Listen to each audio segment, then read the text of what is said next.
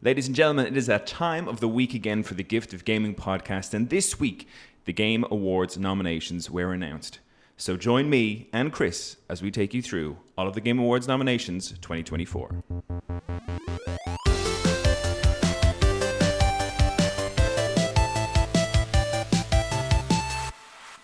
What's up, it's me, your host, Darren Wade, and today I'm joined by the console-hating, PC-playing, lore-seeking, full-time Canadian himself, Chris Robbins. Chris. What's happening? How are you? I'm doing all right, man. I'm a little worn from the day, but, you know, happy to be here. Yeah. All good on your end of things? Yeah. I just, you know, life. Maybe it's just, life and the season, the season we're dealing with. It's fucking pitch black at like 4:30 here in Ireland now. It's when you wake up, it's dark. When you get finished work, it's dark. Yeah, it's a tough time. I've never minded this time of year. I always quite like it, but it's one of those things where I think at lunchtime when I'm in work, I have to get out. Yeah, and that's the problem. I've been kind of just nose to the grindstone with work this week, and it's wearing on me. I need to get out and get some sun. Well, don't worry, Chris, because we're here going to talk about the Game Awards, and that'll cheer us up, right? Yes. Well, will it? That'll take away all of life's woes. This Game Awards is not a good one to be, you know, the PC playing, console hating, because it's nothing but console. A lot of console, yeah. But the one thing I do want good year for Sony, that's for sure. The one thing I do want to have a gripe about with this one, before we kick into it. They announced before they announced the nominations that DLC and season passes were considered or are considered as part of the nominations. I have a big problem with that. I'm not okay with that. Yeah, I mean, it probably should be its own category. And I think like this is the Elden Ring clause, just because we've seen DLC come close to that scale, but not quite on this scale. Like and I'm trying, like, I'm on the fence about it. I'm not entirely sure it should be up for the categories it's in, but I think what it boiled down to for me is if you ripped the base game out of the DLC and had they shipped it like that, like Shadow of the Erdtree is its own fully fledged game, like people would have been happy to pay for just that. So I was just like, yeah, that's kind of a game. And like, there's other instances where like sequels have no business being considered a sequel. Like they're almost could have been the DLC on that scale. And a lot of occasions, so I agree. Yeah, I think my issue with it is that I just don't like the idea of the same game essentially, because it is the game. It's like it's Elden Ring. It's the DLC. You know, Shadow of the Erdtree is the DLC. It's how they've classified it. I have a problem with that potentially being able to win a Game of the Year on two separate occasions. I have another. We'll talk about it when we talk about the rest of the Game of the Year nominees, but I do have a tinfoil hat opinion. Oh yeah, about that. So you want us to wait until we get there? Yeah. All right. Okay. Well, I suppose. But I mean, sorry, not to jump in like that. No. There is. I'll bring them up as they come along, but there are other gripes I have with some of the choices, the categories and things. Well, if you're listening to this right now, myself and Chris have not yet voted on the nominations. The voting for the nominations is now live on the Game Awards website. And myself and Chris thought it'd be fun to kind of put our votes in as we're going through the categories here on the podcast. If you're chilling out, you're sitting down, you're doing nothing, grab your laptop, your phone, or whatever else, hop onto the website and just make some nomination votes with myself and Chris. But Chris, shall we kick it off with the first one? What is the first one on our list? Yes. So we are not doing this on the order on the website because that starts off with Game of the Year and then ends with like the esports Best and esports the team, athletes and stuff, which I feel like probably shouldn't start off with a bang and then just peter off. So we're actually going to do them in the order because there was the pre-announcement yesterday. Yesterday. Yeah, there was the pre-announcement for who the nominees are. And I thought the order that they announced them in was a pretty good, exciting, bit of a roller coaster ride. So that's the order we are taking, which starts off with Best Ongoing. Oh, nice. Okay, let me just find it here on the list that we're going Best Ongoing. This is where my gripes actually start. Oh, amazing. Okay. Yeah. Let me just see here. Best Ongoing games. Why can't I find that on this list? Oh, I can kick us off. You have them? Yeah, we have Destiny 2, Diablo 4, Final Fantasy 14, Fortnite, and Helldivers 2. Okay. So, Thoughts on that one yourself? so I think. Oh, that's another thing we should probably mention is we're going to place or tell you what our vote is, and also tell you what our actual prediction is. Yes. Because those are going to be wildly different for a lot of these cases. So my prediction is Fortnite takes this. And honestly, probably my vote, despite not being ever playing it, like this year I got a bit of FOMO about Fortnite, like seeing all the content they were playing in the game, or putting in the game, and I thought it looked really good. So that gets my vote and my prediction. Nice. So so your vote and prediction is both on Fortnite? Yep. Nice. Okay. I would say, my vote would always go to, I think, in this situation, Final Fantasy 14. I'm not up to date with where they are in the DLC, but Dawn Trails is just another, like they said they were done, and then they announced Dawn Trails, which is a whole lot extra, just massively into it again. So non-stop. Final Fantasy 14, I'd love it to get it. Helldivers 2 was like a big surprise, kind of out of left field, for how good that was. And this is my gripe, is because this is, I think, the new... Last year they had Labor of Love, so ongoing support of a game after it's released, right? Yeah. And this is ongoing, but like Helldivers 2 was just released this year. It's hardly considered ongoing. Like it's not a feat or anything. Like if anything, No Man's Sky, which is still getting content, or Stardew Valley, which got a huge update this year. Like, why is Helldivers, which is still kind of like, I feel like they're still in the roadmap from what they initially promised. Yeah, they haven't really got, I know that they've made lots of kind of quality of life changes and balance changes with weapons and things like that. Yeah, but it's a live service game. That's to be expected for at least a few years. It's not like... I just think because of like how successful it was for what I love the first one, and I didn't get this one at the time. Final Fantasy VII Rebirth came out. That's exactly why I never got onto it. But I love the first one, and I was really, Andrew got this game, and I played a lot of it with him. We had a look at it on his PlayStation. Really enjoyed it. Said it looked great. I think I'm going to put my vote down as I'm here on the website. I'm going to vote for Final Fantasy 14 for sure, and then I think who's going to get it will probably be. Fortnite, surprisingly, has been in these kind of categories of the last couple of years and not won it. Yeah, but Fortnite went crazy this year. They had that like Lego game, remember? They had the racing. It's its own. It's a metaverse in itself. Okay, yeah, you're right. So Fortnite will be my my prediction for that one. Okay, so what's next on our list? Next is best performance, which going through these, I also realized that like I didn't play a lot of new games this year, so I might be not the ideal person for this. But hey, here we are.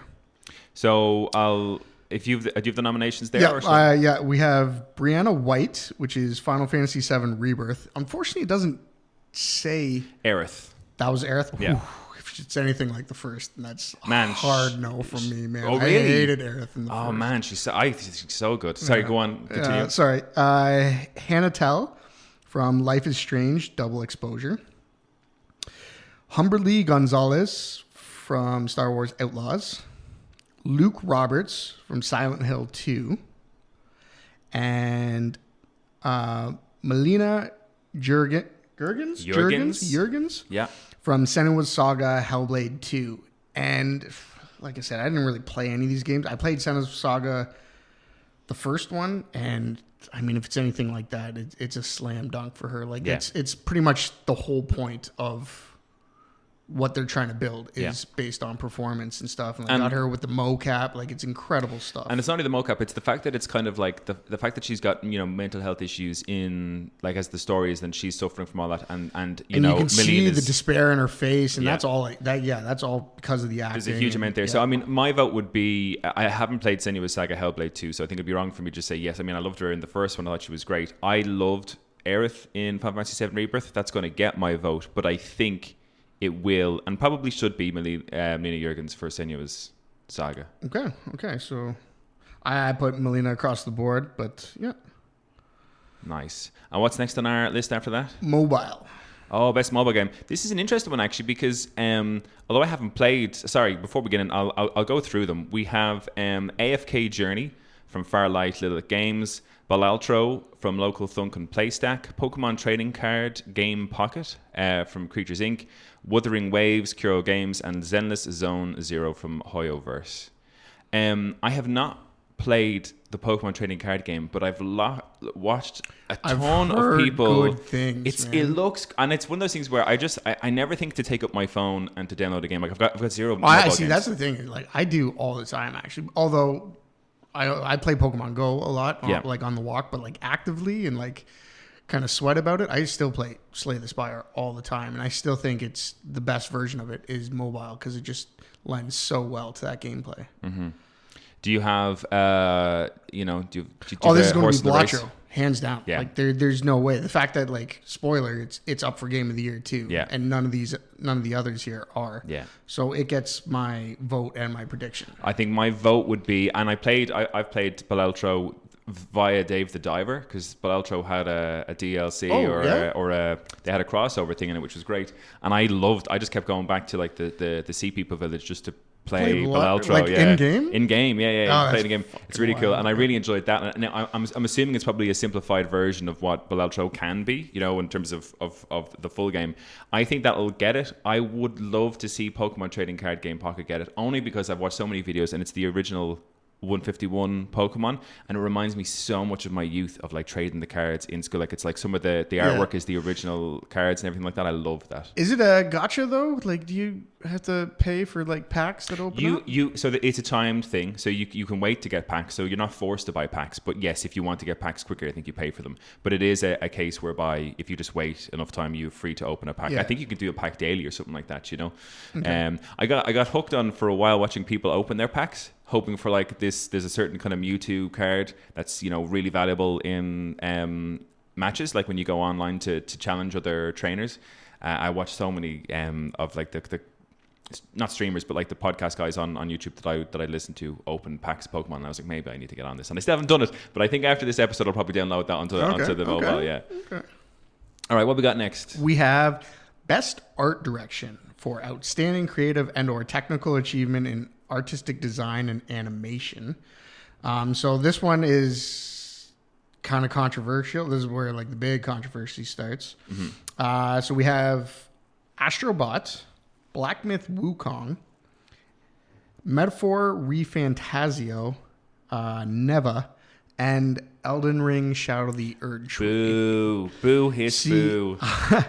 The thing is, yes, it is controversial, but I think it has more of a place being in Game of the Year than Art Direction, because this is literally, it is the same art as we saw last year. Like it has less of a place in this category, I think. And I think the fact that you only get 5 nominees, and this is taking up a space of so many other games that would have had amazing art direction this year, that really bothers me as well. Like it's in a category that only has 5 nominations, and you're like, what is Elden Ring doing back here? What is it doing back here? So it is crazy. I don't think it stands a chance, though, to be honest. I hope so, but you never know, Chris. People are big fans of Elden Ring, but we'll wait and see. But where are you lying with this one? This is a tough one for both my vote and prediction. It's a toss up between Black Myth Wukong and Metaphor Refantasio to me. Nice. Okay. I think my vote is going to go with Black Myth because I do like that dark, gritty look of it. Mm-hmm. But I think it'll go to Metaphor. Interesting. Just because I love how it looks and it's on my wish list to buy, and I've watched lots of videos, my vote will probably be on Neva, I think, in terms of just how, it's a beautiful story, and I think most of what's good about it is told by its art and art style and art direction. I never even heard of it until it got nominated for it's from the guys who did Gris. Gris. Oh, yeah. Okay. So it's from that team.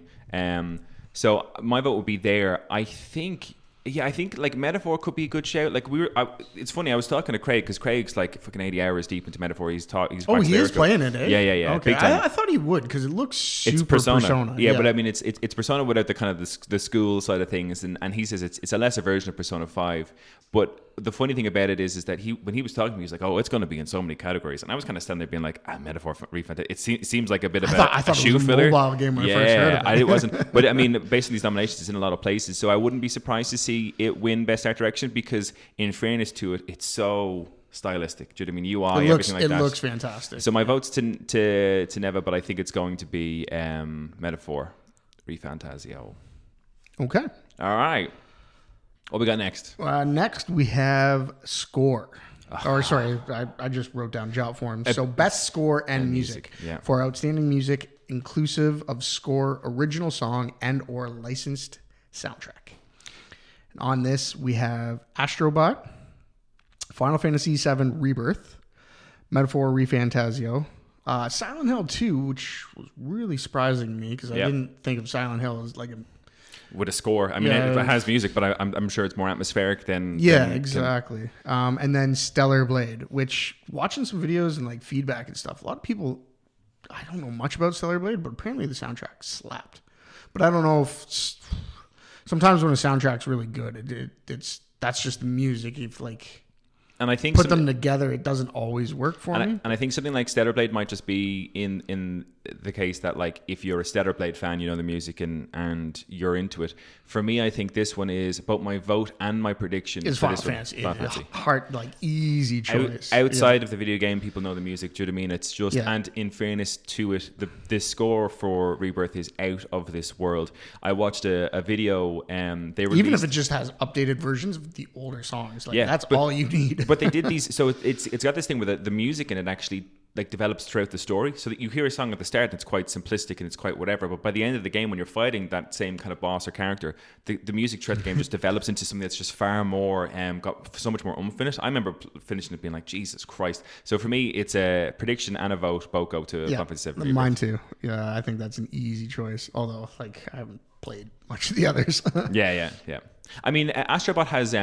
It's nice that Astrobot's in there, and I love the music in Astrobot, but I don't think it was cutesy. It's just like boppy, right? And funny. Like I mean, there's a great level where you have to like grow this tree out of the ground, so you can like go into the tree, and that's part of the level. But when he pops out of the ground, he's kind of got like not necessarily a rap, but he's got his own little hip hop song, and that thing had me in like stitches laughing. But I don't like it's great music, but I don't think it's like something that I'd class as like the best music and score. You know? Yeah. Right. Yeah. What's next? Best audio design. Recognizing the best in-game audio and sound design. Again, Astrobot. Call of Duty Black Ops 6. Again, Final Fantasy VII Rebirth. Senua's Saga Hellblade 2. And again, Silent Hill 2, which makes more sense for audio design for game. Sure. Yeah. Although, that being said, the existence of Senua's Saga... okay, yes, again, I haven't played the second one, but... The first one was one of the main drivers was the sound design. It's a tough one for me. I think there's three. So in terms of me making a prediction here, I think there's three here that could potentially win it. I think it's Call of Duty, Senua's Saga, and Silent Hill 2. I think Call of Duty has always had, as a person who played them in the years gone by, the audio design of those games is phenomenally good. The spatial audio and so like good. hearing footsteps behind you. But that's. It's standard been done, now, so is that? But I think they do it the best now. But I know what you mean with Senua's Saga, because there's so much going on with that, like whispers and trying to mess you up. It's totally different. They even warn you, just like if you have any sort of like mental issues, maybe not play this game. Yeah, maybe don't do it. What do you think? What's your prediction? What's your vote? Both Senua's. This is a tough one. I think I'm probably going to go both on Senua's Saga myself as well. I think that's a good shout. Cool. Yeah. Nice.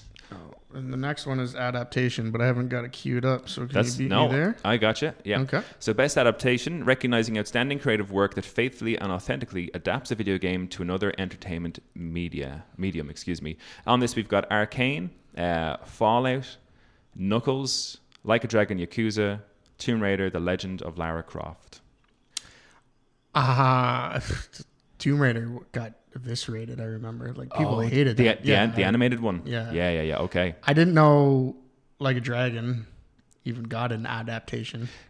I don't know if that's the thing as well. It was like if it was out, I probably would have given it a watch because Yakuza is so mad, but I didn't even realize it was out yet. So I mean, hey, that must be good. I think for me, given its popularity, I'd say Fallout's probably got the strongest shot here. You think so? So Fallout has my vote easily. I thought that was fantastic. Yeah. And I was super disappointed that Arcane was just an extension of the first story. I was kind of hoping to see a whole new non sequitur story that involved more champions. Yeah. That's what I really wanted.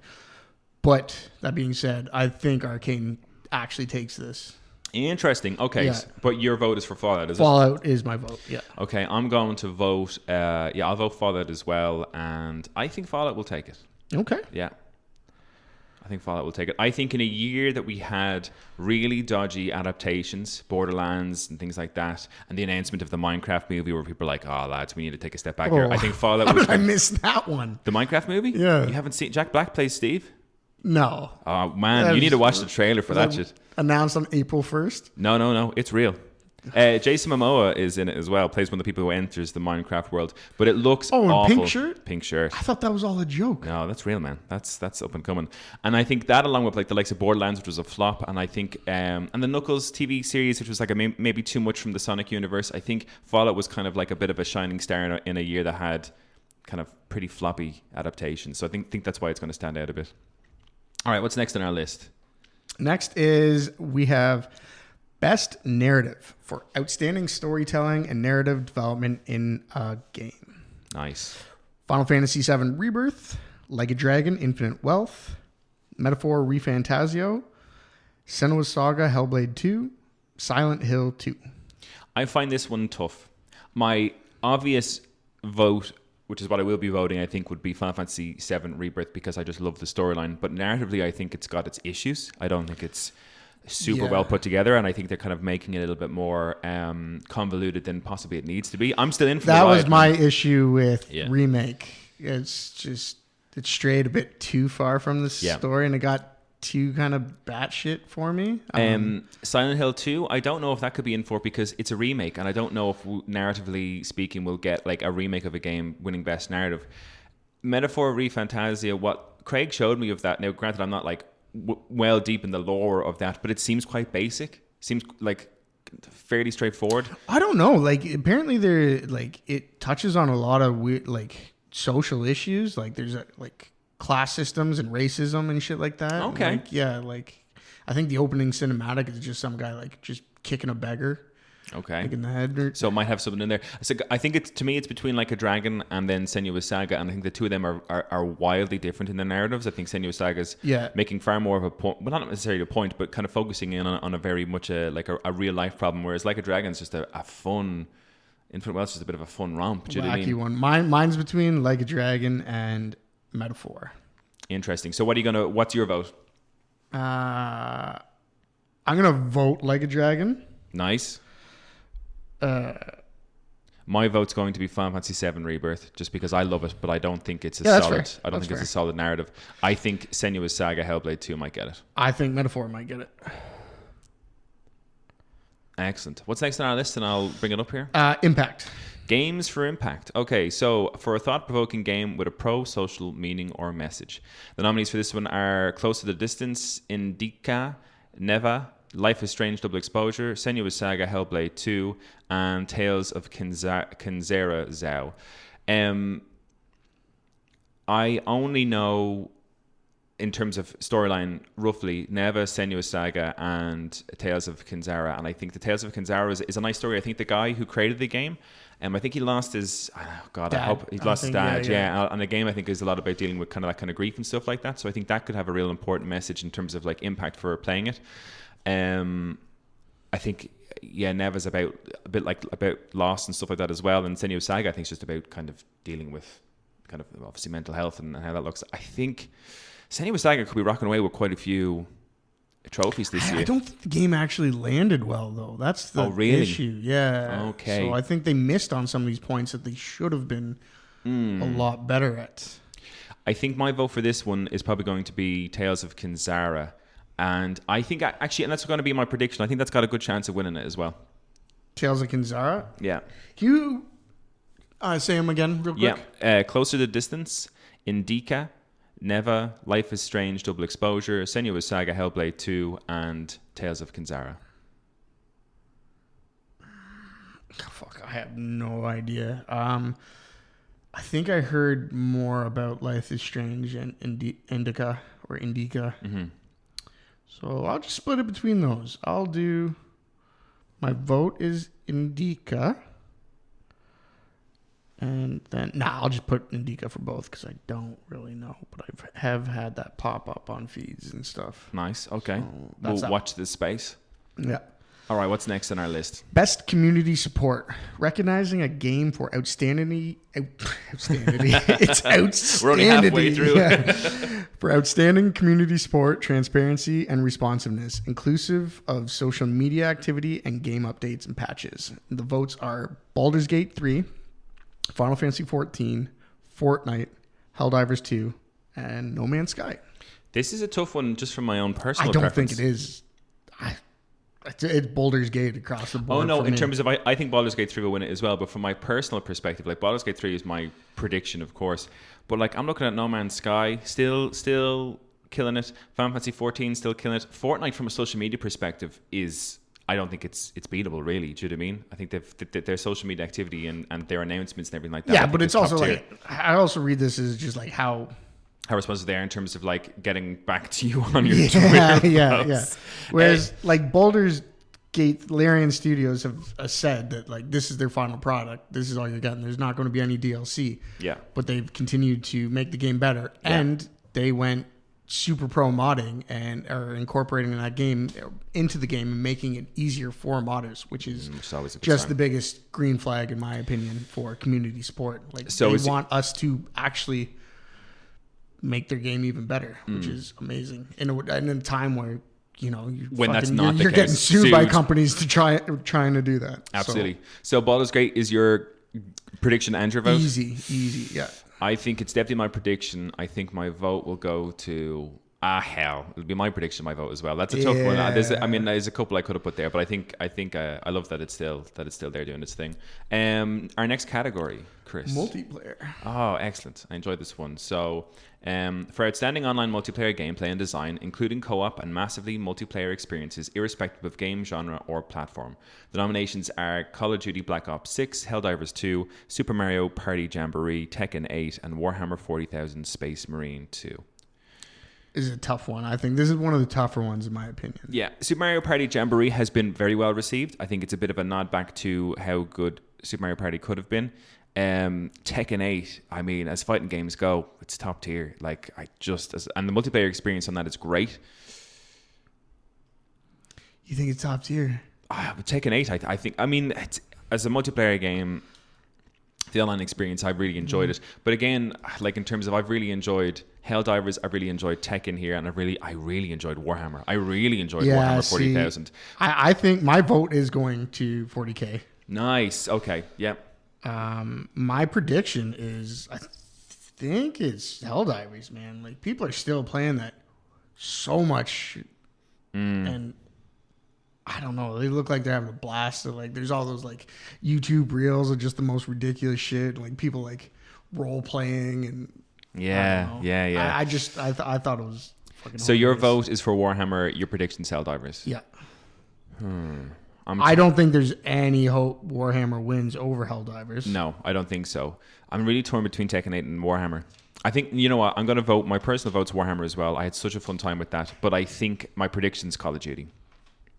I think Call of Duty 6 is a bit of a comeback for them because the previous one was such a flop and this one seems to be quite, well, better received. And I think given the kind of spotlight it's had with the whole Xbox Games Pass, it's the first instance that's kind of, I think it's probably in fair point, yeah. All right, multiplayer, what we got after that? We have Best Independent Game for outstanding creative and technical achievement in a game made outside the traditional publisher system. It's important to read these very carefully because there's some of these categories that are... The indie one got us last year as well. Yeah. I still don't think it's clear enough what the indie kind of categories exactly are. But go ahead with the nominations. So we have Animal Well, which is the first game published by... Video Game Donkey. Yeah. His Big Mouth or whatever it's called. Yeah. His publisher, yeah. Which... Oh, Big Mode, that's what it is. I mean, is it because it's his first published game? Like, because that's a big publisher now. Like, yeah. So why is that indie? I don't... Anyways. Balatro. You'll hear a lot of that. Oh man, it's so much fun. Yeah, Lorelei and the Laser Eyes, which is just It's a what great that name. is. Never played it though. Great name.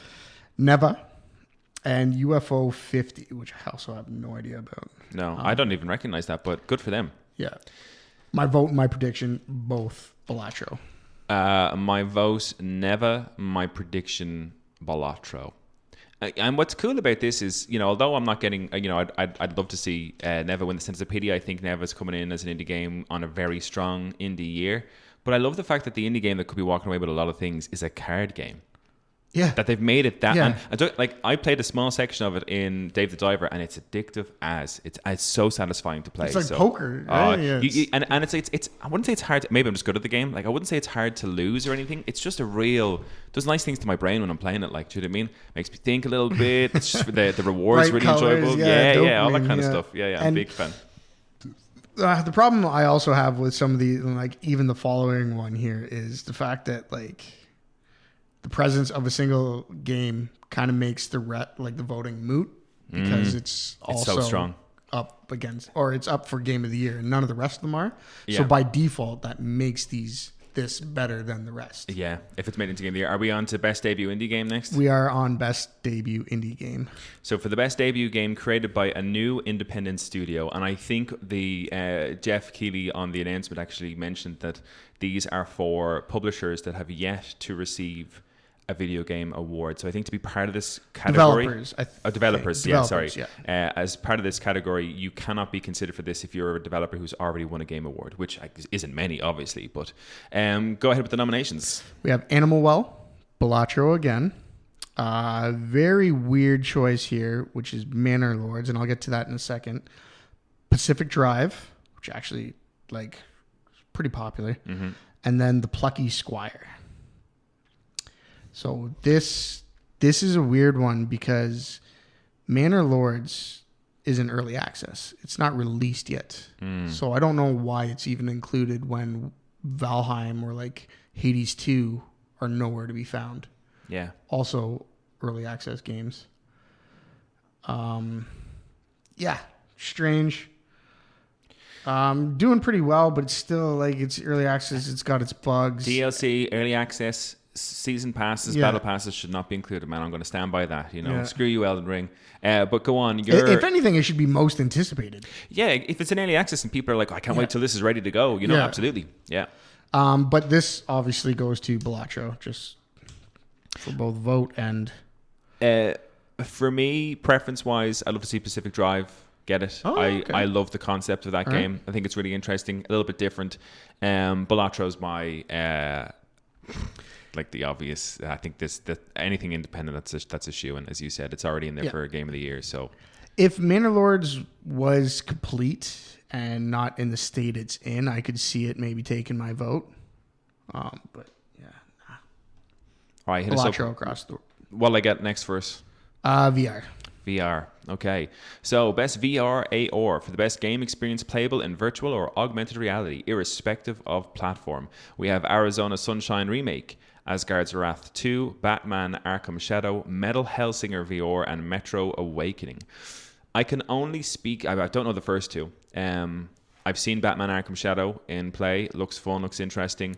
I think my personal vote has to go to Metal Hellsinger VR just because that game's just so much fun. Because it's a music game. Yeah. In VR, rhythm. I mean, it's Doom-ish. And interesting, in terms of my prediction, I think it could be Batman, or I think Metal Hellsinger could be in with a good show for a VR game. But I think so. But I think it's going to be Batman. I think my prediction is Batman. I thought maybe Metro, because Metro's kind of a horror game. Horror-ish. Usually that's better for VR. And I suppose his first-person shooter is always a good VR shout. Okay. So your prediction to be Metro? Yes. Nice. My vote is definitely Metal. Yeah, let's hope Metal Hellsinger takes that one. Nice. Okay, we're rocking through here, Chris. What we got left? We have Content Creator of the Year for a streamer or content creator who's made an important and positive impact in the community in 2024. Queso, Lujuan, Techno Gamers, Typical Gamer, and Usada Pecora, which is a VTuber. I have no idea who these people are. I only know Queso, and Queso is... I don't want to be mean, but huge. But that's kind of like the joke around him. Okay. Yeah. He's a big boy. His chats like to make fun of him a lot for it. But poor Queso. He's good-spirited about it. No, but he's hilarious, and he's obviously the only name I really know on this list. Yeah. But I'm sure even if I knew the others, I would still give my vote to Queso because his content's pretty fucking fun. Okay. I will abstain my voting there as I have no idea about any of them. Fair enough. Next is on our list. Anticipated, if you want to bring those up. Oh, yeah, okay. Most anticipated game, recognizing an announced game that has demonstrably illustrated potential to push the gaming medium forward. We have Death Stranding 2 on the beach, Ghost of Yotai, Grand Theft Auto 6, Metroid Prime 4 Beyond, and Monster Hunter Wilds. It's a pity because my vote was 100% from a personal perspective. What I'm most anticipating is Monster Hunter Wilds. Without a shadow of a doubt. I played the beta or the test that they had. It seems like it's going to be a lot of fun. This is going to be hands down Grand Theft Auto 6. Yeah, there's not a question. No, definitely GTA 6. I think it's hilarious that Metroid Prime 4 Beyond is. I mean, I know it's anticipated, but it just looks like. No, you know what the funny thing is? Had they not just done that Nintendo Direct that they announced, we wouldn't even know. It could stand a better chance as anticipated, but now that we've seen it, we're like, nah, no, thank you. I don't want that anymore. I'll have the crab juice. Yeah. But what's your personal GTA vote here? 6 takes this. I actually don't care for any of them really too much. The one I care about the most, and I think I'll actually play, is Wilds. Yeah. So that's what's getting my vote. Were you ever a Grand Theft Auto player? Are you excited for Grand Theft Auto 6? I played up until I played the originals a lot, like the top downs. Mm-hmm. I played 3 a bit. I played the shit out of Vice City. I did everything you could, and then I played a bit of 4. It was 4 the Russian one. Oh, 4 was the Russian one. Yeah. Yeah, I played a bit of that one. I missed San Andreas, which is probably the best one. Yeah. And then 5. I just never got into it. Yeah, I mean, I'm excited to see what it looks like in terms of, we've waited. It's like Rockstar have been, just sitting on a big pile of money for a long time. So I'm interested to see what it looks like. But yeah, that's anticipated game. I mean, for sure. There's no doubt about that. My other issue right now too is just after going through so much Cyberpunk is just like, could I go I want that world, not GTA 6. Yeah. Why can't they just team up? Make the most perfect game ever. Fuck. All right. What's next on our list here? So next we have Best Action and Adventure. For the Best Action Adventure game combining combat with traversal and puzzle solving, we have Astrobot, Prince of Persia, The Lost Crown, Silent Hill 2, Star Wars Outlaws, which... It has puzzles, man, and I heard a funny thing about how awful those puzzles were. Yeah. And finally, Legend of Zelda Echoes of Wisdom, which usually you'd think Zelda is a shoo-in for... This to action me, adventure, but I think it has to be Astrobot. Astrobot sweeps. Yeah, it has to be Astrobot. And the Prince of Persia: The Lost Crown has been really well received, and it looks like a great game. But if there's ever a category I think Astrobot can win in this year's Game Awards, I think it's this one, and I hope it does. It's my prediction and my vote for sure. It was a fantastic game, unbelievable game, such a surprise. And I'm sad that I think they said the sales of it, the last I checked, were 1.4 million, which was a disappointment for them in terms of they were expecting kind of more. So I'm sad that that's the case. And I think it was too cutesy and people didn't take it seriously. I think that's going to change once. If it wins something like this, I hope it just I think that's going to change. And I think people are going to realize that holy fuck, this I should never judge a game by its cover again. Yeah, absolutely. I also the inclusion of Star Wars Outlaws seems wild to me because all I've heard is bad things about that game. Yeah.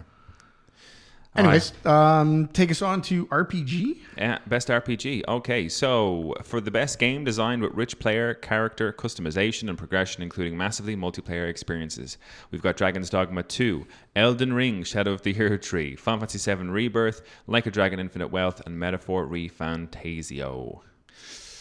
I'm also annoyed that Elden Ring's here. Best RPG. It's just can you call it DLC it is the best RPG? Well, hold on. As far as as far as RPG goes, immersing yourself in a role to play any role you want. No, I know Elden Ring's good at that, but it's DLC. Oh, it's DLC. Yeah. No. Listen, if this was 2022, Chris, I'm right with you. Elden Ring, I'll be there. Elden Ring, but it's DLC. No thanks. My vote's obviously on Final Fantasy VII Rebirth, but from a customization perspective, I don't think it's going to win it. I think it'll go to Dragon's Dogma. I hope it goes to Dragon's Dogma. No, Dragon's Dogma was pretty on rails too. Oh, really? Yeah. Ah. Yeah. There was another we one. See a metaphor.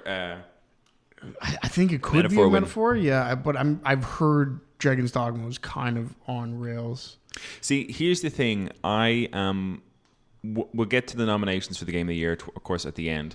But for me, Final Fantasy VII Rebirth needs to win a lot because I think as a game, never mind the fact that it's Final Fantasy, I think in terms of the boundaries that it pushed, in terms of what a game is capable of being, in terms of like length, content, etc.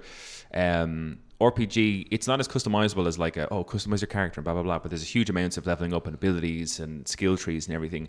My vote is 100% Final Fantasy VII Rebirth. It's also my prediction, and I will be disappointed if it doesn't win. What were the Elden Ring, Metaphor? Elden Ring, Metaphor, like a Dragon, and Dragon's Dogma 2. Yeah. My vote's it's Elden Ring. I'm sorry if it's going to be included. Boo, Chris, boo. If it's going to be included, it's going to get my vote. Part of the problem, Chris. You're part of the problem. No, I'm not. I didn't come up with these rules, but I got to abide by them. Yeah. But as far as actually winning goes, Metaphor can have a couple of sneaky ones here. I think, but if Metaphor wins this, that means it also wins Game of the Year. It's up for. I don't think so. I think it can't win Game of the Year, but not also be the best in the category it belongs to. I think it absolutely can. I think you could be the best RPG that came out that year, but there's a better game than you from a different genre. Do you know what I mean? But it's in that genre. Okay, yeah, so maybe. Like for example, like let's say I know Astrobot is in Game of the Year. If Final Fantasy wins Best Game of the Year, but it doesn't win Best Racing because it's not a racing game. Yeah. But if it didn't win Best RPG, or if it doesn't win Best RPG, but won Game of the Year, I would be surprised at that. Only in that if Elden Ring's for Game of the Year as well. Fuck, Elden Ring better not win anything, man. I'm telling you. No, I think you could be the best in your genre, but still not be the best game of that year. I think a game in another genre could top you. You know. Okay. All right. What's next on our list? Right. So up next, this one was a tough one for me. I'm kind of torn about it. Best fighting for the best. Your category, man. Yeah, for the best game design, primarily around head-to-head combat, and the contenders are Dragon Ball Sparking Zero, Grand Blue Fantasy versus Rising. The fucking names, man. Yeah, fucking names. Bad shit. Marvel vs. Capcom Fighting Collection Arcade Classics, Multiverses, and Tekken 8. So what are you right off the bat? Here? My vote is for Marvel vs. Capcom. Just because fuck yeah, we got it. We're there, boys. I don't think it's going to win though. I think this comes to, and I'm torn. It's I played a lot of Multiverses, but unfortunately that game was just strictly better in the beta, so it's out of the question. Grand Blue was fun, actually. I did like it a lot, but it's no Tekken. I think that this comes down to Dragon Ball or Tekken, which seems crazy because, it's fucking Tekken. Man, for me... But Dragon Ball... it popped off when it was released, man, and it reached a broader audience. I think it did, but I think the juries in charge of making these votes are sensible people, and I think both my prediction and my vote got a Tekken 8 because it is probably the best Tekken, with the exception of 3, maybe. And I think as fighting games go, I think it's one of the most polished fighting games out there in terms of the mechanics that are involved in it and everything like that. So for me, it's my vote and my prediction for sure. Dragon Ball also has it's highly rated, higher rated than Tekken. Yeah, I better not, man. I know. If Tekken loses, and I understand, sounds crazy. And I'm not trying to do, because I know some of my friends are Dragon Ball fans, whatever else. But if Tekken 8, after all of the waiting and how good it is, loses to Dragon Ball, I'd be very disappointed. I liked your opinion about the powers that be in charge. Tekken is a true 2.5D fighter. Dragon Ball is not. As far as fighting game goes, I'll give my prediction to Tekken. Nice. Not my vote though. MVC, your vote still, baby. Yeah. Great to have it back. Take us away with action. Which adventure, just yes, best action game for the best game in action genre focused primarily on combat. That's a nice way to look at it. Okay, so we're talking purely combat. We've got Black Myth Wukong, Call of Duty Black Ops 6, Helldivers 2, Stellar Blade, and Warhammer 40,000 Space Marine 2. And interestingly enough, Chris, I think Warhammer could actually be in with a shout here. It's got my vote because it would be heresy to vote otherwise. So nice. I just think in terms of combat wise, I had so much fun playing that game. So much fun. I mean, for those who haven't played it, but maybe have played something like Gears of War, it's like Gears of War, maybe a little bit on steroids in terms of the modern day video games. The combat in that game is so much fun. I think Helldivers 2 is probably in with a chance. Black Myth Wukong, I think, is for more of the purists out there, it being kind of a Souls-like game. But I hope it goes to something that's a little bit more old school in its approach, which would be Warhammer 40k. That's my vote, and I think it's my prediction as well. No. You don't think so? You think your prediction? Okay. I think my prediction, yeah. I think so. It's definitely got my vote, but this goes to Wukong. Easy. Yeah? Easy, yeah. They're definitely taking this. Oh, God. Oh, yeah. Yeah. I mean, it looks amazing. I just think that we've gotten a lot of Souls over the last couple of years, and I think Warhammer was a return to a PlayStation 3, Xbox 360 era that I've missed. Trust me, I'm there with you, but like, Wukong was just like, it blew people away, and the problem is there's a lot of controversy around it, so I don't think they'll give it Game of the Year, but I think they have to give it something, or else people like burn down houses. So it's getting Best Action. Okay, all right, yeah, and that's fair. Rightfully deserved. I mean, I would. The wouldn't political be, issue should have never weighed it down. Yeah, absolutely. So yeah, 40K my vote. Prediction is Wukong. Fair. Next up, we have innovation and accessibility, recognizing software and or hardware that is pushing the medium forward by adding features, technology, and content to help games be played and enjoyed by a wider audience. And for people who not entirely sure what that means, is they're talking about people with some sort of impairment to like visually, be it visual or audio and all that kind of stuff. Yeah. So the votes we have are Call of Duty Black Ops 6, Diablo 4, Dragon Age The Veilguard, Prince of Persia The Lost Crown, and Star Wars Outlaws. Star Wars Outlaws is here just because like you can fall asleep, make sure your head hits the keyboard, and you still get you still progress. Fuck, man, what a disappointing game. Where are you with this one? Do you know much about this?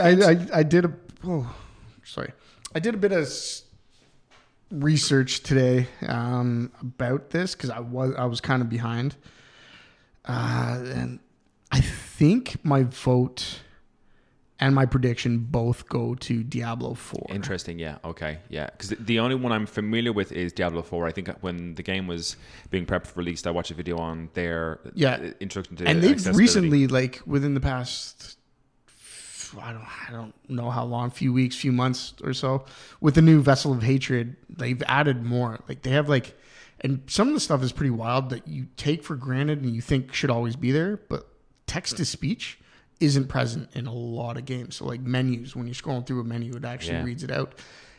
They also have like, you can set it up in a way for like specific items, make different sound effects. Like a potion, if it drops on the ground, it'll be a different sound cue as opposed to like an armor, stuff like that. And like when these things drop, it'll also read out to them. And they also incorporated spatial audio, so you can hear what direction it fell in, which is just incredible shit. Black Ops 6 started messing around with better spatial audio too, which is good for them. I mean, it is toss-up. Black Ops 6 did some great things, and I heard good things about Dragon Age, but I don't think Dragon Age even touched what Diablo 4 was doing. Yeah.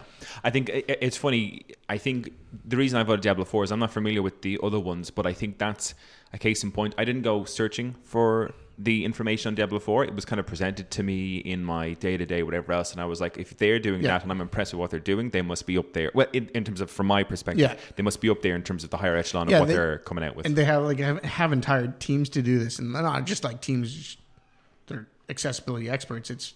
They are experts, but it's because they live that life. Yeah. Like they have a fella that is, he had no use in his left arm, I think, so he can only play right-handed, so he's just playing the game. He's like telling them how to like make it better, and you mean other impairments on top of that as well. But all right, so Diablo 4, is that both our vote and our prediction? I think sweeps that one. Yeah, nice. What's next? I'll bring it up. Best family game. So this one is for the best game appropriate for family play, irrespective of genre or platform. We have Astrobot, Princess Peach Showtime, Super Mario Party Jamboree, The Legend of Zelda Echoes of Wisdom, and The Plucky Squire.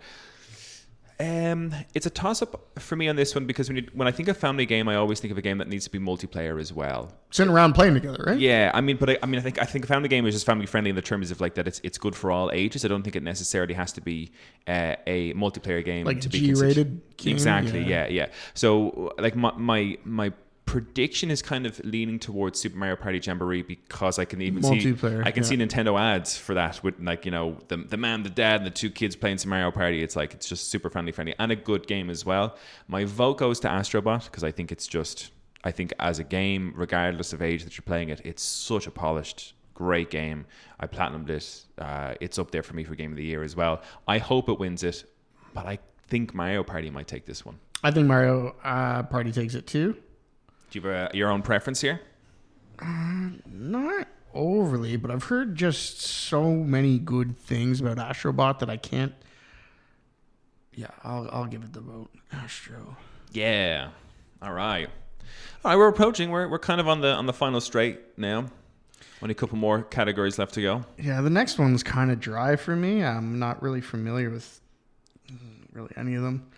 But it's best sim/strategy. Best game focused on real-time or turn-based simulation or strategy gameplay, irrespective of platform. And like this, we're not going to see any competition for the next year. Oh, yeah. Just because Civ's out next year. Civ's out next year, so that means Civ wins next year. Yeah. So we have Age of Mythology Retold, Frostpunk 2, which I guess is probably the most exciting, Kunutsu Gami Path of the Goddess, which is Capcom, actually. Interesting. Manor again, although early access, too buggy. I don't think that'll take it. And then Unicorn Overlord, which I've actually I have heard. I've seen because I hated the name. This was on a Nintendo Direct, and I hated Triangle Strategy. Yeah, I hated the name, but loved the look of the game. I've no experience with it. I mean, Age of Mythology would have been one that I would have played back in the day. I'm not necessarily a big fan of remakes. I say that, but like I'm talking about Final Fantasy in the question, but that's a totally different. It's not a remaster. It's a totally remake. It's not the same game potentially. Age of Mythology Retold, I guess maybe might not be, but I think that's my prediction. My vote would be for Unicorn Overlord, just because I love. I think Unicorn Overlord for both. Nice, really? Yeah. Okay. Yeah, because I have heard this pop up and like. People are like, this better get something. So, yeah, that'll be mine. All right, next one is sports. Oh, best sports/racing? Yeah. For the best traditional and non-traditional sports and racing game, the nominees are F1 24, EA Sports FC 25, NBA 2K25, Top Spin 2K25, and WWE 2K24. 2K is fucking rocking it out in this category. Like, Jesus Christ. And I don't care. For me, it's got to be F1. I hope it's F1. I think F1 in terms of what it's done graphically from a simulation point of view, I think is probably one of the best games, especially in this category. I think EA is tired. I know that it's FC now, it's changed. I think EA is just a bit, EA Sports FC is tired. The NBAs are popular, but I would be very surprised. Always so buggy. Yeah, exactly, yeah. WWE 2K24 again, slightly buggy, but obviously fun games. But for me, I think my vote and prediction are both with F1 24. I really hope it wins this. My vote and prediction are both WWE because it's the only one with positive scores on Steam. Does F1 24 have negative? No, everything's shit. Wow. Jesus. I shouldn't say shit. A lot of them have like mixed, but WWE was mostly positive. Okay. Which is still not very positive, but it's in the green, I suppose. Are we running into our esports section now? We are. Lovely. So this is best esports game. I'm not even gonna. Actually, yeah. For the game that has delivered the best overall esports experience to players, inclusive of tournaments, community support, content upgrades, irrespective of genre or platform. This category pisses me off so much. Let it out, Chris. Let it all out. What's up with this category? Because we have Counter-Strike 2, Dota 2, League of Legends, Mobile Legends Bang Bang, and Valorant. Is Mobile Legends Bang Bang a mobile phone version of League of Legends? I think so. Bang Bang's such a terrible name. I know. We've got so many MOBAs, 3 games by the same company. Counter-Strike 2 is always going to be on this list, but I still think the best esports game this year was fucking Street Fighter 6 by a long shot, and it's not even on this. Maybe that's just my personal bias, but man, the tournaments were great. It's fun to watch. I'm with you, but I just don't think it captures the audience levels that these guys do. You know, crazy. Anyways, my vote goes to Counter-Strike, just because I do still have an appreciation for that and game as an esport. Your and prediction is League of Legends. I mean, my vote would be Dota 2. My prediction is League of Legends. Yeah, hopefully not Bang Bang. Ridiculous. I think it's mobile. I actually don't know anything about it, but fuck it, whatever. Best athlete next. I mean, I don't even need to hear it. I know Faker's on there, so Faker wins. Absolutely. The esports athlete judged to be the most outstanding for performance and conduct in 2024, irrespective of game. We have got 33. Alexi B, Chovy, Faker, Ziwu, and SMJJKK. I don't know. Yeah, this is pronounced like Chum Chum or something. Oh, really? Yeah. Oh, my God. That's so... It's good to stay out of it. Faker's the only one I know, so I guess he gets Faker, my vote. Yeah, he's the GOAT. He's always going to win, and his team just won Worlds again this year. Nice. And apparently it was, I didn't watch it, but like apparently it was a pretty good showing. Like a lot of people were like really excited about what the fuck just happened. Mm-hmm. And that brings us to our next category if it loads, which is Best esports team. Recognizing a specific esports team, not the full organization. Judge the most outstanding for performance and conduct in 2024. We've got Bilibili Gaming, Gen.G, Navi. Oh, well, I should say what games they're playing, excuse me. So, Bilibili Gaming for League of Legends, Gen.G for League of Legends, Navi for Counter-Strike, T1 for League of Legends, and Team Liquid for Dota 2. I mean, I'll throw T1 across the board because that's Faker's team, and just apparently they did the crazy things at Worlds. I don't think Faker can win and Team T1 doesn't. I think Luke told me a story about Team Liquid. Possibly of like an underdog or never. I don't mean this year. It could have been from years gone by. They'll get my vote just because of the possible underdog story that Luke told me once before. But I think it's T1 League of Legends gets it. Is my prediction. Okay. Which brings us on to the final straight here, Chris. Our kind of last two, second to last, is our best game direction, awarded for outstanding creative art direction. Vision. Oh, best game. No, we've done art direction. This is just best game direction. Oh. I'm on the wrong... Oh, I didn't... Yeah, you're right. I'm done. No, you're all good. Awarded for outstanding creative vision and innovation in game direction and design. We've got Astrobot, Balatro, Black Myth Wukong, Elden Ring, Shadow of the Erdtree, Final Fantasy VII Rebirth, and Metaphor ReFantasio. Spoiler alert, it's the same games that are in the actual nominees. Is this the exact same? I think it's the exact same. We'll find it shortly when we go into it. Yeah, I think it is. Yeah, you're right. Fuck. Best game direction. It's a tough one. I've played... Awarded for outstanding creative vision and innovation in game direction and design. So innovation automatically... Elden Ring's out, I think. Mm-hmm. I think... Fuck, man. I think most of these are out. I think Final Fantasy might be out. For what reason? Innovation? Like, it's... Isn't it just very much the same remake, just like open world now? No, in terms of open world, but what I think they've done in terms of like this size of, I think the big surprise for that game, which was what a lot of people were like, holy shit, I can't believe they've actually managed to produce this from a design perspective, is that the game at chapter 12 or something like that opens up and you realize the whole world is explorable, like Final Fantasy VII. But in terms of, I think what's innovative about that in this day and age is that that map size, I think, is astronomical and there's like zero loading times. And I mean, you got to play Elden Ring. That's all I got to say. Play Elden Ring. We should probably sit down and play each other's games. Fucking, yeah. Fuck. I mean, for me, Astrobot doesn't do anything. I mean, innovative in terms of, I think the haptics and everything like that from the DualSense are really enjoyable in Astrobot. Game direction. Yeah. I don't think that. I think Metaphor is still too similar to Persona to get any sort of like innovative direction.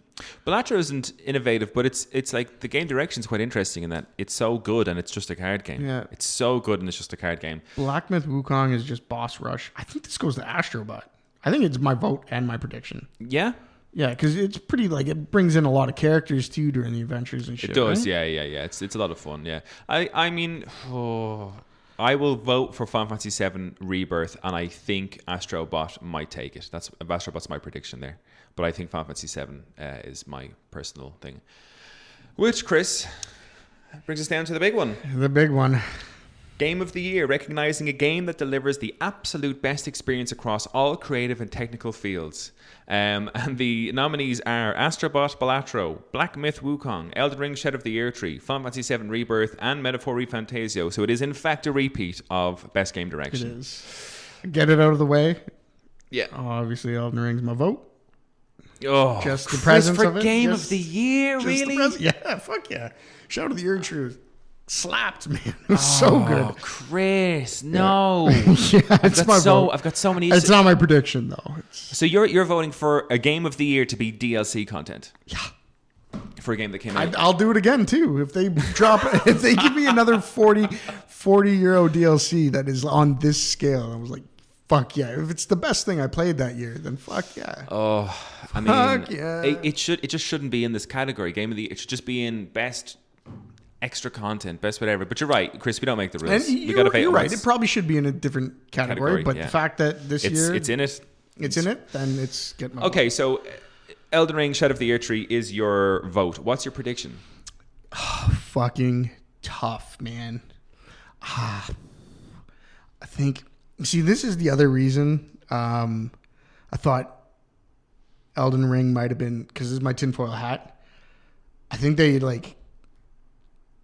Black Myth Wukong is too controversial for them to actually pick, and there'd be an uproar. Mm-hmm. So they put in a bit more of a different uproar. Here's something else. Just like this one. Hey, by the way, there's also DLC. Yeah. So I don't know if that was meant to be a tiebreaker between Black Myth Wukong and Final Fantasy, or just to take the attention away from Black Myth winning it. But now that I've gone through this and we talked about it more, Metaphor is looking. I don't know. I think I'm torn between Final Fantasy and Metaphor, actually. Mm-hmm. I think my personal vote is, of course, Final Fantasy VII Rebirth. As it is, I would say, from an enjoyment perspective, combat-wise, it is the greatest combat system I've ever played in the game. So enjoyable. I think the music is outrageously good. It has no right to be that good for a video game. It's like something from an Oscar-winning film. It's outrageous. Narratively, the game has issues here and there, but there's a certain level of nostalgia. Final Fantasy VII was such a groundbreaking game that the fact they've gone to remake it, I think if there's a year for Final Fantasy, like the three-parter Final Fantasy, to ever be with a chance for the Game Awards, I think it's this year. Who knows what's going to come out, on the same year that the Part 3 comes out. But for me, my desire is for Final Fantasy VII Rebirth to win it. My prediction is for Final Fantasy VII Rebirth to win it. Okay. Yeah. And and don't get me wrong, I understand what you're saying, and you guys speak so highly of it. But I think at this point, it's only based on what I know and what I've heard, even from Squeenix, it's losing steam. So it wasn't as big of a hit as they thought it was. No, but what a lot of people came out and said in their defense was it's the middle part of a three-parter thing. They reckon that the sales of that will increase from the part that the third part is announced. That people are like, I can finish the story, so I will buy Part 2 and Part 3. And also the problem with Square Enix is, and they've always said this, they said this about Final Fantasy 16, they said this about certain DLCs back in the day about Final Fantasy 14. I don't know what their expectations are. They always seem to be astronomically high. Like Final Fantasy VII Rebirth did well, sold well, but didn't meet Square Enix's expectations of what it would do. But the thing about this trilogy is they're really banking on nostalgia factor, right? With each iteration, it's much more likely that they'll only lose people's attention than gain new attention. Potentially, but I don't think it's fair to say that who bought this game without ever playing Remake, right? I guarantee there's a lot of people that didn't get into this game after Remake because they just they didn't like the direction it went in. Possibly. I don't think it really worked out. And I don't think it's fair to say that the game was banking on nostalgia. I think the game goes far and beyond. Don't get me wrong, there's a nostalgia aspect to it that we're getting to see some of our favorite video game characters of all time be brought into the modern day. But I think the game itself is phenomenally good fun to play.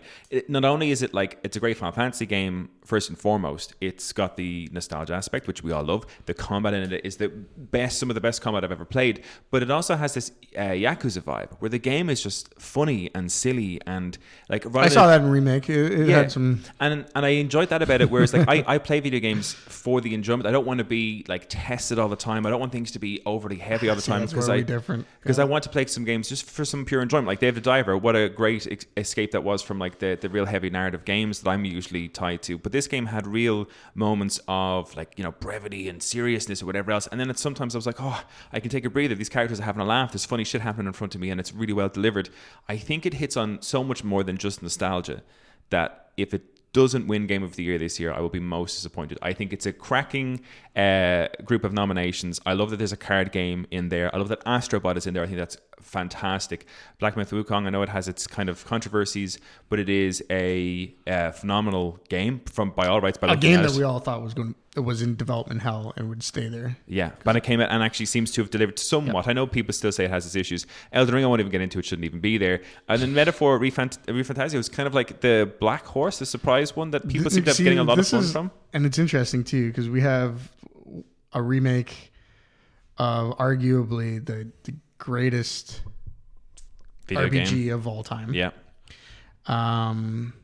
Against a new player in the JRPG scene. So it's, Hey, you talking about Elden Ring? No, Metaphor. Yeah. Elden Ring, like I said, it's just... I just don't think, and again, assets-wise, that was one of Craig's complaints that he was talking to me about Metaphor, in terms of that it is a lot of like dungeons are very, very samey, and the game has a lot of grind. And I think from an enjoyment perspective, although Craig has really enjoyed it, I think he says there are moments where this game feels like a real grind. What I loved about Final Fantasy was that game, unless you want to do the hard mode and do the real hard, tough challenges, there isn't a grind. You just play through the game. There's no grind. The asset-wise, everything's different. You go to these new places, and that's the problem that remake had. That asset-wise, it was all samey. They brought out the DLC that had Yuffie, and that was real samey. But asset-wise, this game is just astronomical. The game's huge. I can't believe what they did with it. Yeah, I mean, you know me, Chris. I can't speak highly about this game, but it has to be it. And if Elden Ring wins over this, I don't. And it wins by one vote, and it's your vote, I swear to God. Don't our votes only count towards like Player's Choice? Yeah, Player's Choice Award. Yeah, essentially. Yeah, because there'll be a jury on it. My vote can affect us. Well, it might affect the Player's Choice, and if the Player's Choice choose Elden Ring, I'll be also disappointed. No, but I mean, critically, if it just gets Final Fantasy, that'll be enough for me. Even if it doesn't win Player's Choice. I don't know what my prediction is. You know what? I'll give it Final Fantasy. You guys have spoken so highly of it. Yeah, and again, not just because of the nostalgia. Like that's it. The game goes far and beyond that in terms of what it was able to do. Something like that. I think I hated the first one more because of my nostalgia. Well, yeah, like they butchered some of the characters that I used to love, and I would have rather just be reskinned and called something else. Yeah. So that's it. That's our Game of the Year nominations, our predictions, and our choices. If you disagree vehemently with anything, like Chris's choice for Game of the Year, please let us know at the Gift of Gaming Podcast. Hey man, they forced my hand. I'm not an activist, all right? If I see something I like, I'm obviously I can vote for it. Yeah, you go. No, I appreciate that. They're the problem, But yeah, let us know. And if you want to stick around, myself and Chris will be looking at kind of like our most anticipated games that weren't included on this list in our post show today.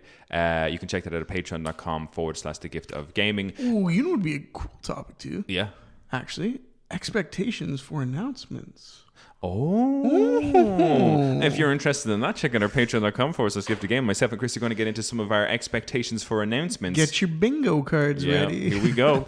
And I think just as a little note, I think at the start of this episode, we said that the nominations came out yesterday. At the time of recording this, which is a Tuesday, they did in fact come out yesterday. But by the time you'll listen to this, it will have been out for, the nominations came out a little bit longer. Live. Yeah. If they haven't figured that out yet.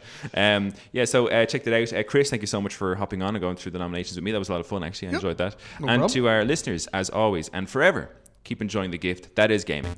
Peace out.